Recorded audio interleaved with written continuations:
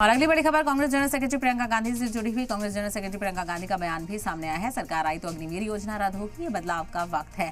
तो आपको बताते चले, लगातार लोकसभा चुनावों को लेकर इंतखाबी सरगर्मियां जारी हैं। प्रियंका गांधी भी इसमें पेश नजर आ रही हैं और यहाँ पर बीजेपी पर हमलावर हैं प्रियंका गांधी। और अग्निवीर योजना को लेकर प्रियंका गांधी ने यहाँ पर निशाना साधा, जो कि अग्निवीर योजना बीजेपी की तरफ से लाई गई थी और इसको कड़ी तनकीद का सामना भी करना पड़ा। तो ऐसे में लोगों को अग्निवीर के तहत उजागर करती हुई प्रियंका गांधी नजर आई। प्रियंका गांधी ने कहा कि सरकार आई तो अग्निवीर योजना को खत्म किया जाएगा और ये बदलाव का वक्त है। ऐसे में देखना बेहद अहम होगा कि जिस बदलाव की गुहार प्रियंका गांधी लगा रही हैं, क्या आवाम इस बदलाव के लिए तैयार है या फिर नहीं। तो सातों मरहलों की वोटिंग के बाद 4 जून को जब नतीजे सामने आएंगे तो तस्वीर साफ हो पाएगी कि आखिर जनता के मन में क्या है, जनता ने किसके साथ भरोसा जताया है।